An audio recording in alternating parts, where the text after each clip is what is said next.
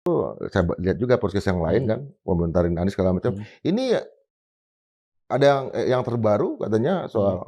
soal Hasto ini, Mhm. pernyataan-pernyataan Hasto itu Mhm. paling menarik sekarang. Saya pikir, itu apa komentar dari seorang Mister G ini, yang memantau Iya iya isu-isu? iya. Kalau saya lihat ya dialognya, Hasto dan Koni, Bakri itu ya, Iya di podcast-nya Akbar Faisal, iya teman kita juga, iya iya. teman lagi. Hmm, Sebetulnya itu bagian dari manuver pilkada kalau menurut saya. Jadi dalam podcast itu kan Hasto mengatakan dia dijadikan tersangka, hmm. akan dijadikan tersangka. Setelah dia Sumber bergerak ke Sumut, ya, karena dia bergerak ke Sumatera Utara, kampanye-kampanye ya iya. di Medan, di Hmm, mana-mana gitu. Nah, yang mengatakan itu adalah Koni gitu. hmm, Nah, sebetulnya ini agak meragukan. Karena apa? Karena hanya keluar dari pernyataan seorang Koni.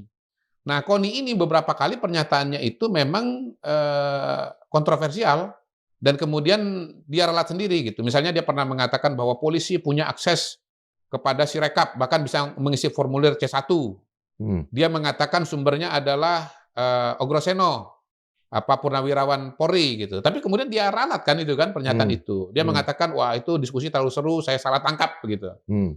Jadi sekarang ini dia misalnya mengatakan bahwa dia mendapatkan informasi dari seorang anggota atau aparat gitu. Nah, Hmm. kan kita nih jadi ragu gitu loh dengan anggota atau aparat yang dia sebut ini, apa betul anggota, apa betul aparat, apa masih aktif atau sudah tidak aktif, atau dia salah tangkap lagi.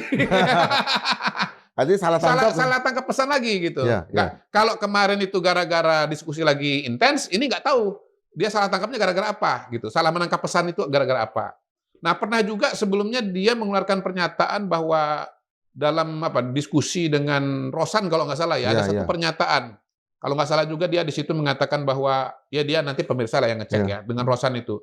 Bahwa Pak Prabowo cuman berkuasa 2 tahun misalnya gitu. Ya ya. Lalu Betul. Rosan membantah gitu, bahkan melaporkan Koni ini ke polisi gitu. Ya. Jadi sejarahnya Koni ini kalau dia ngomong bahkan nyebut nama, itu omongannya itu salah tangkap.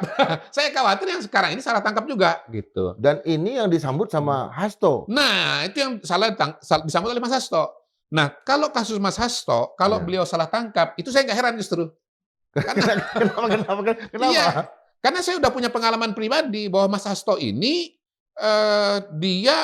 dia mengkonsumsi informasi yang sebetulnya tidak akurat gitu. Tidak valid Dia ya? tidak valid gitu. Jadi Ya. pernah saya itu diberitakan luas trending topik di X, di Twitter, Ya. bahwa saya itu adalah aktor intelektual atau dalang yang merencanakan kecurangan Pilpres 2024. Dasarnya apa mengatakan saya itu dalang? Karena saya pernah ngomong ya sebelum coblosan Februari 2024 itu bahwa perolehan suara Ganjar dan Mahfud itu 17% gitu. Hmm. Nah, angkanya memang kurang lebih seperti itu, tetapi sebetulnya konteksnya dicabut.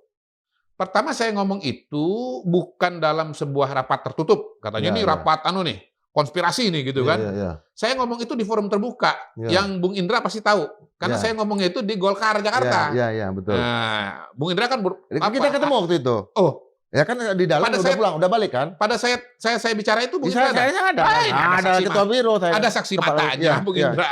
Hmm. Bung Indra kan saksi matanya, Ya, ya ya. kan gitu. Jadi itu bukan di ruang tertutup tapi di ruang terbuka. Terbuka ya. Terbuka. Hadirin banyak banget. Semua caleg datang. Relawan segala macam dan Betul. seterusnya datang. Itu satu. Hmm. Yang kedua itu bukan hasil pemilu. Yang saya omongkan itu hasil survei. Iya iya iya. Nah, yang ketiga yang saya sebut hasil survei yang saya sebut itu bukan hasil survei nasional. Tapi Tapi hasil survei di Jakarta gitu. Kekuatan politik calon presiden di Jakarta. dan kemudian ketika menjadi hasil nasional itu jangan-jangan gara-gara Hasto, bukan gara-gara. Jadi Iya. akun ini sudah biasa memproduksi hoaks gitu Iya, ya. iya, iya. Saya baca dia ini biasa memproduksi hoaks. Hmm. Nah, ini kemudian memotong pembicaraan saya seolah-olah itu adalah hasil nasional gitu loh, perencanaan hasil nasional, padahal itu adalah Jakarta. Jadi intinya saya bisa mengatakan dengan sangat telak dan sangat kuat karena saya punya buktinya, banyak saksinya, termasuk IJP pada hari ini, saya punya rekaman lengkapnya. Ya, ya. Untuk istilahnya mau taruhan Alphard, mau taruhan Boeing, saya siap. Mau taruhan $1 juta, saya siap. Ya. Ya, Karena memang saya Wah, luar kuat biasa sekali ini. buktinya. Ini 10% harus untuk Badilong nih kalau menang. Bung Indra, ini kalau taruhan $1 juta, Iya, ada yang menjawab tantangan saya, iya. dan saya menang, 10% buat Bung Indra. Oke. Tolong carikan orang yang berani menjawab tantangan saya, Ah, gitu. oke, Ya, sorry. tolong buktikan bahwa Kodari itu, ya, itu bohong, Iya, iya. ya, bahwa dia sebetulnya tidak pernah hadir pada acara itu. Buktikan bahwa memang sebetulnya dia itu merencanakan kecurangan. Kalau ada yang bisa membuktikan, $1 juta. Dan waktu itu kan Bung Kodari kan Ah. sangat aktif. Habis Iya, acara itu ada iya, acara iya, lagi iya. kan. Nah ini ya, itu dimakan sama Hasto, diulang-ulang oleh dia di podcast segala macam, bahwa Kodari ini adalah aktor intelektual kecurangan pemilu dengan menggunakan informasi yang sebetulnya berasal dari Twitter yang adalah hoax itu gitu. Makanya saya katakan Mas Hasto ini memang rentan terhadap hoax. Jadi dia itu gampang menerima informasi-informasi yang sebetulnya nggak bisa diverifikasi. Informasi-informasi yang meragukan. Tapi sejauh sesuai dengan kepentingannya, sesuai dengan pikirannya, dia terima aja gitu. Yang celakanya adalah pada giliran berikutnya, beliau justru menjadi penyebar hoax itu sendiri, produsen hoax. Jadi Hasto ini adalah konsumen sekaligus produsen hoax. Waduh. Nah, ini pernyataan yang datang dari saya ya. Iya, iya. Mas Hasto, Anda ini konsumen hoax dan produsen hoax. Gitu. Artinya dia sedang memancing Pak Jokowi untuk melakukan laporan ini. Nah, bukan Pak Jokowi. Ya, soal Anies. Bukan Pak Jokowi saja. Ya, oh iya. Terutama polisi. Terutama polisi ya. Jadi dia ini mancing, mungkin tadi ya, anggaplah ya Pak Jokowi untuk melaporkan dia. Ya. Mancing polisi untuk nangkap dia. Iya, Mas Hasto ini mancing di polisi untuk nangkap dia. Justru itu adalah jebakan Batman dari Hasto. Tangannya jangan terlalu kencang. Tangannya jangan terlalu kencang. Oh gitu ya? Enggak, lembut aja. Tolong mejanya diganti. Mejanya diganti. Ya. Justru Mas Hasto itu ya sedang berusaha agar memang betul-betul dia ditangkap. Karena kalau nanti dia ditangkap, dia akan kembangkan ini menjadi isu nasional. Yang lebih besar lagi. Apa lagi itu berarti? Bahwa dia mengalami kriminalisasi. Nanti akan muncul tuh teman-temannya yang ikut mendukung dia. Said Didu. Mungkin nanti Pak Din Samsudin. Iya. Mungkin kawan kita Refli Harun. Mungkin muncul nanti siapa tuh? Rocky Gerung lah. Rocky Gerung pasti. Ya kan? Siapa lagi? Mungkin nanti Ferry Amsari, mungkin nanti Bivitri Susanti, ya kan? Kawan kita semua mungkin itu. Nanti Amin Rais, bukan mungkin. Pasti nanti Amin Rais. Gitu, iya. Ini hebatnya seperti ini bisa mengundang kita tertawa karena memang pengetahuannya banyak. Kita sudah bisa baca skenario ini, gitu loh. Ini kan sama juga dengan Said Didu, ya kan? Wah, dilaporkan ke polisi, langsung dia bilang saya dikriminalisasi karena membela rakyat, ya kan? Muncul pembelaan dari banyak pihak, gitu loh. Nah, ini modus operandi yang sedang dijalankan atau sedang disiapkan oleh Hasto Kristianto gitu loh.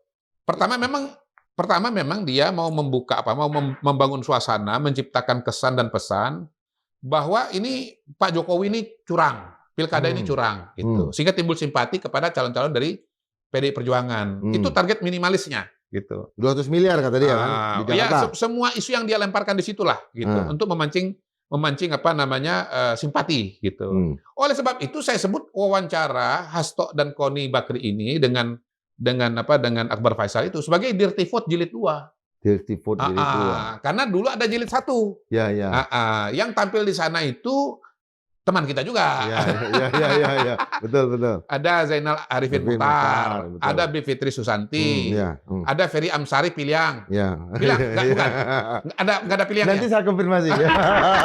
Saya kira semua orang Minang ada pilihan. Ada Caniago segala macam. Nah, saya sebut Dirty Vote jilid 1 itu sebagai dirty mind atau sebagai strategi Pilpres, karena kan di situ mengkonstruksi bahwa di belakang 02 itu ada kecurangan oleh Pak Jokowi dan yang lain-lain itu gitu. Nah, salah satu bukti bahwa itu adalah kecurangan atau salah satu desain bahwa ini adalah kecurangan bahwa PJ ini adalah desain Jokowi untuk mengamankan suara dan pengeluaran suara. Nah, saya sebut ini sebagai hoax ya atau bahkan ini jangan hoax lah. Ini sebagai ketidaktahuan dan kesempitnya wawasan berpikir, minimnya informasi.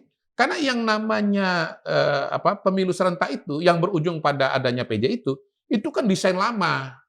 pertama bukan desain Jokowi tapi DPR, Betul. semua partai politik ya kan, Hmm. yang tidak mau ngurus pilkada tiap hari jadi digabungin aja. Ya. Yang kedua yang pengen agar pemerintahan pusat itu mulainya bareng dengan pemerintahan daerah, Hmm. ya. Dan itu dari 2016. Hmm. Jauh sebelum kita tahu bahwa Betul, calon 2024 itu Pak Prabowo dan Mas Gibran gitu loh. Nah ini sebetulnya ini mirip dengan itu. Jadi kenapa keluarnya baru 1-2 hari ini? Karena memang dipersiapkan untuk 27 November ini gitu loh. Target kedua yang lebih besar lagi adalah kalau betul-betul polisi datang dan menangkap. Nah, itu jackpot buat Hasto. Itu yang ditunggu-tunggu. Makanya Mas Hasto, saya siap menyongsong 1 juta peluru. Gitu kan. Makanya suara swing voter akan ke malah justru, iya. Jadi gini, sekarang ini pemerintahan ini kan sekarang secara politik terbagi dua, terbelah dua. Di satu sisi ada Pak Prabowo, ya, kemudian Pak Jokowi, ya, kemudian Koalisi Indonesia Maju, ya, dan partai-partai yang ada di Koalisi Indonesia Maju. Di sisi yang lain itu ada Bu Mega. Kalau bicara kepartaian, PDI Perjuangan di luar pemerintahan. Nah, ditambah dengan Anies Baswedan. Gitu. Jadi oposisi pada hari ini penghuninya itu kalau yang kalau kita urutkan itu ada Megawati, ada Anies Baswedan gitu. Dan juga ada kayak satu lagi Osman Sabtaodang. Itu pilihan itu. Pilihan. Oh ya, Bang Oso.